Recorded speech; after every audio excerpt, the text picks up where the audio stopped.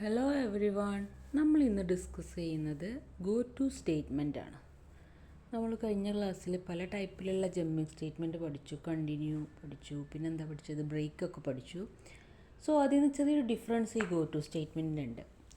Anyway ഈ go to സ്റ്റേറ്റ്മെൻറ്റും ഒരു jumping statement തന്നെയാണ്. മാത്രമല്ല ഇത് നമുക്ക് പ്രോഗ്രാമിൻ്റെ ഒരു പെർട്ടിക്കുലർ പാർട്ടിലേക്ക് കൺട്രോൾ പെട്ടെന്ന് ട്രാൻസ്ഫർ ചെയ്യാനാണ് നമ്മൾ ഈ ഗോ ടു സ്റ്റേറ്റ്മെൻറ്റ് യൂസ് ചെയ്യുന്നത്. അപ്പോൾ നമ്മൾ മുന്നേ കണ്ടിന്യൂ പഠിച്ചപ്പോഴും ബ്രേക്ക് പഠിച്ചപ്പോഴൊക്കെ നമ്മൾ അതിൻ്റെ പ്രത്യേകതകൾ പഠിച്ചിരുന്നു.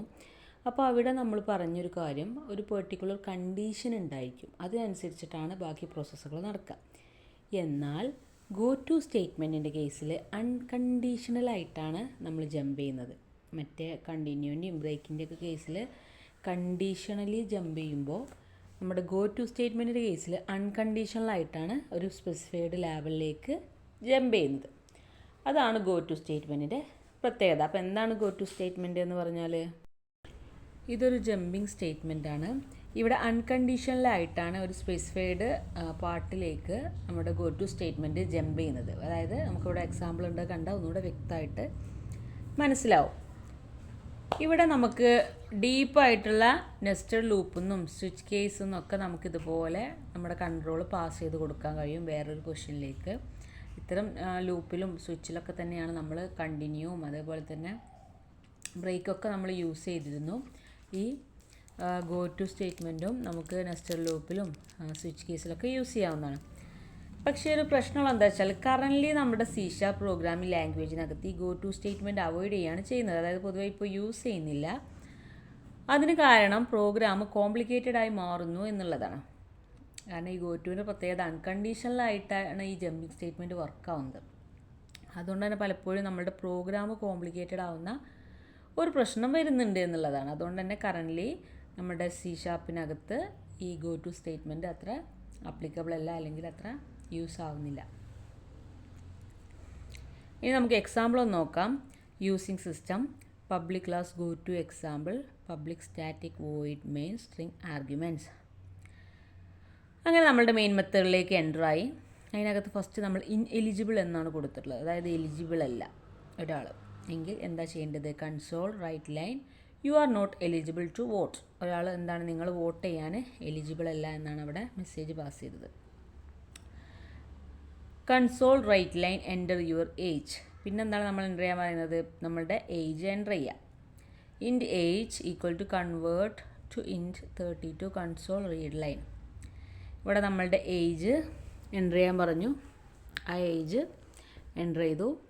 എന്നിട്ട് പിന്നെ കണ്ടീഷൻ ചെക്ക് ചെയ്യണം. If age less than 18, age 18നേക്കാൾ കുറവാണ് എങ്കിൽ ഗോ ടു ഇൻഎലിജിബിൾ. ഓക്കെ, മനസ്സിലായോ എങ്ങനെയാണിത് എക്സിക്യൂട്ട് ചെയ്യുന്നത്? ഏജ് 18നേക്കാൾ കുറവാണ് എങ്കിൽ ജസ്റ്റ് ഗോ ടു എലിജിബിൾ ആണ്, നേരെ അങ്ങോട്ട് പാസ് ചെയ്യാണ് ചെയ്യുന്നത്. മറ്റേ നമ്മൾ കണ്ടിന്യൂൻ്റെയും ബ്രേക്കിൻ്റെ കേസിൽ എന്തായിരുന്നു, അതിന് ജസ്റ്റ് എക്സിറ്റ് അടിച്ച് പോരുക, അല്ലെങ്കിൽ അത് സ്കിപ്പ് ചെയ്ത് നെക്സ്റ്റ് ഐട്രേഷൻ ചെയ്യാമെന്നൊക്കെയായിരുന്നു. പക്ഷേ ഇത് വേറൊരു പാർട്ടിലേക്ക് തന്നെ പോവുകയാണ് ചെയ്യുന്നത്, അല്ലാതെ ലൂപ്പിനകത്തല്ല ഇവിടെയൊന്നും നമ്മൾ എക്സാമ്പിൾ പറയുന്നത്. ഇനി എൽസ് അതല്ല, 18നേക്കാൾ കൂടുതലാണെങ്കിൽ you are eligible to vote. അതാണ് ഇതിൻ്റെ പ്രത്യേകത. ഓക്കെ, അപ്പോൾ എന്താണ് ഇവിടെ നടക്കുന്നത്, ഏജ് 18നേക്കാൾ കുറവാണ് എങ്കിൽ നമ്മൾ എന്താ ചെയ്യുക, ഗോ ടു ഇൻഎലിജിബിൾ എന്ന് പറഞ്ഞിട്ടുള്ള ആ പോയിന്റിലേക്ക് പോകും. അതായത് പ്രോഗ്രാമിൻ്റെ വേറൊരു പാർട്ടിലേക്ക് തന്നെയാണ് ഇത് മൂവ് ചെയ്ത് പോകുന്നത്. എന്നിട്ട് അവിടെ പ്രിൻ്റ് ചെയ്യാനുള്ള എന്താ വെച്ചാൽ പ്രിൻ്റ് ചെയ്ത് കൊടുക്കും. അത്രയാണ് അവിടെ നടക്കുന്നത്. അപ്പോൾ അതിൻ്റെ ഔട്ട്പുട്ട് എങ്ങനെയാണ് വരുന്നത്, you are not eligible to vote. അതാണ് ഫസ്റ്റ് പോയിൻ്റായിട്ട് പ്രിൻ്റ് ചെയ്ത് വരുന്നത്. പിന്നെ എൻ്റർ യുവർ ഏജ് എൻ്റർ ചെയ്യാൻ പറയും. അപ്പോൾ നമ്മൾ ഒരു നമ്പർ ഇപ്പോൾ ഇവിടെ 11 ആണ് എൻ്റർ ചെയ്തിട്ടുള്ളത്, അത് എൻ്റർ ചെയ്യും. അപ്പോൾ അത് 18നേക്കാൾ കുറവായതുകൊണ്ട് you are not eligible to vote എന്നുള്ള മെസ്സേജ് വരും. പിന്നെയും എൻ്റർ യുവർ ഏജ് വരും. അപ്പോൾ നമ്മളിവിടെ 5 ആണ് കൊടുത്തിട്ടുള്ളത്. അപ്പോൾ വീണ്ടും എന്താണ്, you are not eligible to വോട്ടാണ്. പിന്നെയും എൻ്റർ യുവർ ഏജ് വരും. അപ്പോൾ ഇവിടെ 26 ആണ് കൊടുത്തത്. So you are eligible to vote. അപ്പോൾ എന്താണ്, വോട്ട് ചെയ്യാൻ എലിജിബിൾ ആണ് എന്നുള്ള മെസ്സേജ് വന്നു. ജസ്റ്റ് അങ്ങനെ ഒരു രീതിയിലുള്ള കോഡിങ്ങാണ് നമ്മളിവിടെ ചെയ്തിട്ടുള്ളത്. അപ്പോൾ എല്ലാവർക്കും ഐഡിയ മനസ്സിലായിട്ടുണ്ടാവും. എന്താണ് ഇവിടെ നമ്മൾ ലൂപ്പോ അല്ലെങ്കിൽ സ്വിച്ചൊന്നും യൂസ് ചെയ്തിട്ടില്ല. ജസ്റ്റ് നമ്മൾ ഈ ഒരു എക്സാമ്പിൾ കാണിച്ചു തരാണ് ചെയ്തത്. അതായത് ഗോ ടു എന്ന് പറഞ്ഞ സ്റ്റേറ്റ്മെൻറ്റ് കൊടുക്കുമ്പോൾ എന്താ സംഭവിക്കുന്നത്, ഇപ്പോൾ നമുക്ക് കാണാം ഇവിടെ ഗോ ടു എന്ന് നമ്മൾ കൊടുത്തപ്പോൾ ഗോ ടു ഇന്നെലിജിബിൾ എന്ന് കൊടുത്തപ്പോൾ അതിന് ശേഷമുള്ള എൽസ് പാർട്ട് എക്സിക്യൂട്ട് ആയില്ല. വീണ്ടും തിരിച്ച് അതിലേക്കൊന്നും വരുന്നില്ല. അത് വേറെ ഏതോ ലൊക്കേഷനിലേക്ക് ഇത് പാസ് ചെയ്ത് പോകുക മാത്രമാണ് ചെയ്തത്. പിന്നെ അതിനൊരു കണ്ടിന്യൂഷൻ ഒന്നും ഇല്ല. അതവിടെ ഫുൾ സ്റ്റോപ്പ് ആവും. അതാണ് ഈ ഗോ ടു സ്റ്റേറ്റ്മെൻറ്റ് യൂസ് ചെയ്യാനുള്ള പ്രത്യേകത. അതുകൊണ്ട് തന്നെ പലപ്പോഴും കോംപ്ലിക്കേറ്റഡ് ആവുന്നുണ്ട് പ്രോഗ്രാമിംഗ് എന്നുള്ളതുകൊണ്ടാണ് ഗോ ടു സ്റ്റേറ്റ്മെൻറ്റ് നമ്മൾ C# പ്രോഗ്രാമിംഗ് ലാംഗ്വേജിനകത്ത് ഇപ്പം അത്ര യൂസ് ചെയ്യാത്തൊരവസ്ഥയിലേക്ക് എത്തിയത്. അപ്പോൾ ഒന്നുകൂടി കോഡിങ് പറയാം. ഇന്നെലിജിബിൾ എന്ന് നമ്മൾ കൊടുത്തു. എന്നിട്ട് അവിടെ you are not eligible to vote എന്നാണ് മെസ്സേജ് കൊടുക്കാനുള്ളത്.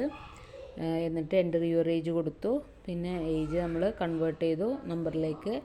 എന്നിട്ട് ഏജ് 18 കുറവാണെങ്കിൽ ഗോ ടു ഇന്നെലിജിബിൾ എന്നാണ് പാസ് ചെയ്യുന്നത്. അതായത് നമ്മൾ നേരെ ജമ്പിങ് സ്റ്റേറ്റ്മെൻറ്റ് യൂസ് ചെയ്തുകൊണ്ട് മേലെയുള്ള ഒരു സ്റ്റേറ്റ്മെൻറ്റിലേക്ക് കൺട്രോൾ പാസ് ചെയ്യാണ് ചെയ്തത്. അപ്പോൾ അത് റോങ് ആണെങ്കിൽ മാത്രമേ അതിൻ്റെ എൽസ് പാർട്ടിലേക്ക് മൂവ് ചെയ്യുള്ളൂ. അല്ലെങ്കിൽ എന്താണ് ബ്രാഞ്ച് ആയിക്കൊണ്ട് വേറൊരു ലൊക്കേഷനിലേക്ക് തന്നെ ഈ പ്രോഗ്രാം മാറിപ്പോവാണ്. അതാണ് ഈ ഗോ ടു സ്റ്റേറ്റ്മെൻറ്റിൻ്റെ ഒരു പ്രശ്നം. അപ്പോൾ ഇത് ചെറിയൊരു പ്രോഗ്രാം ആയതുകൊണ്ട് വലിയൊരു കുഴപ്പമില്ല. വലിയ പ്രോഗ്രാമൊക്കെ ആണെങ്കിൽ അത് പലപ്പോഴും കോംപ്ലിക്കേറ്റഡ് ആയിട്ട് മാറുന്നുണ്ട് എന്നുള്ളതാണ് പ്രശ്നം. അപ്പോൾ എന്താ നമ്മളിന്ന് ഡിസ്കസ് ചെയ്തത്? ഗോ ടു സ്റ്റേറ്റ്മെൻ്റ് ആണ്. അതൊരു ടൈപ്പ് ഓഫ് ജമ്പിങ് സ്റ്റേറ്റ്മെൻ്റ് ആണ്. നമ്മൾ 3 ടൈപ്പിലുള്ള ജമ്പിങ് സ്റ്റേറ്റ്മെൻറ്റ് ഇന്ന് ഡിസ്കസ് ചെയ്തു. എല്ലാം ഓൾറെഡി 3 വീഡിയോസ് ആയിട്ട് ചെയ്തു. ഒന്ന് കണ്ടിന്യൂ സ്റ്റേറ്റ്മെൻ്റ് ആയിരുന്നു, പിന്നൊന്ന് ബ്രേക്ക് സ്റ്റേറ്റ്മെൻ്റ് ആയിരുന്നു, പിന്നെ ഈ പറയുന്ന ഗോ ടു സ്റ്റേറ്റ്മെൻറ്റ്.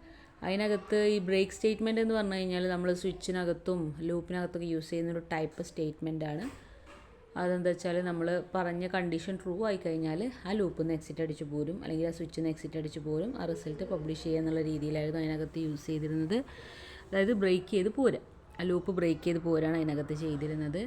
പിന്നെ നമ്മൾ ഡിസ്കസ് ചെയ്ത ഒന്നാണ് കണ്ടിന്യൂ സ്റ്റേറ്റ്മെൻറ്റ്. കണ്ടിന്യൂ സ്റ്റേറ്റ്മെൻറ്റ് നമ്മൾ യൂസ് ചെയ്യുമ്പോൾ ഇപ്പോൾ ഒരു ലൂപ്പാണ് നമ്മൾ ചെയ്യുന്നതെങ്കിൽ ആ ലൂപ്പ് ഏത് കണ്ടീഷനാണോ ട്രൂ ആവുന്നത് ആ ട്രൂ ആയിട്ടുള്ള കണ്ടീഷൻ്റെ ബാക്കിയുള്ള സ്റ്റേറ്റ്മെൻറ്റ്സൊക്കെ സ്കിപ്പ് ചെയ്തിട്ട് ആ ഇറ്ററേഷൻ വീണ്ടും റിപ്പീറ്റ് ചെയ്യുക എന്നുള്ളതായിരുന്നു കണ്ടിന്യൂ സ്റ്റേറ്റ്മെൻറ്റിൻ്റെ പ്രത്യേകത.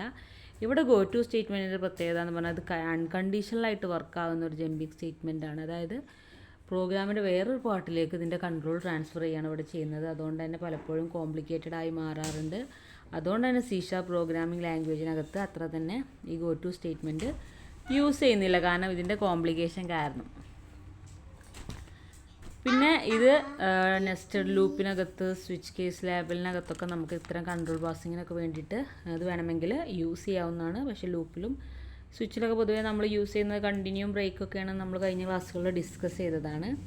പിന്നെ പറഞ്ഞ പോലെ നമ്മളുടെ ഇന്നത്തെ C# പ്രോഗ്രാമിംഗ് ലാംഗ്വേജിനകത്തൊക്കെ കൂടുതലും ഇത് അവോയ്ഡ് ചെയ്യുന്നത് പ്രോഗ്രാം പലപ്പോഴും കോംപ്ലിക്കേറ്റഡ് ആവുന്നുണ്ട്. നമ്മൾ നേരത്തെ എക്സാമ്പിൾ പറഞ്ഞ പോലെ പലപ്പോഴും എന്താ സംഭവിക്കുന്നത്, പ്രോഗ്രാമിൻ്റെ മറ്റൊരു പാർട്ടിലേക്ക് ഇത് ഡയറക്റ്റ് ചെയ്ത് ട്രാൻസ്ഫർ ചെയ്യും അതിൻ്റെ കൺട്രോൾ. അതുകൊണ്ട് തന്നെ വീണ്ടും നമുക്ക് അത് റിപ്പീറ്റ് ചെയ്ത് വരാനോ അല്ലെങ്കിൽ ഐട്രേറ്റ് ചെയ്ത് കൊണ്ടുവരാനൊക്കെ ഉള്ളിടത്ത് കോംപ്ലിക്കേഷൻസ് വരുന്നുണ്ട്. അതുകൊണ്ട് തന്നെ ഈ ഒരു ടൈപ്പ് ജമ്പിങ് സ്റ്റേറ്റ്മെൻറ്റ് പലപ്പോഴും C# യൂസ് ചെയ്യുന്നില്ല. പിന്നെ നമ്മളിതിൻ്റെ എക്സാമ്പിൾ ഡിസ്കസ് ചെയ്തു, അതൊക്കെ എന്തൊക്കെയാണെന്ന് വ്യക്തമായിട്ട് പറഞ്ഞു, പിന്നെ ഔട്ട്പുട്ടും പറഞ്ഞു. അപ്പോൾ കോൺസെപ്റ്റ് എല്ലാവർക്കും ക്ലിയർ ആയിട്ടുണ്ടാവുമെന്ന് വിചാരിക്കുന്നു. Okay, thank you.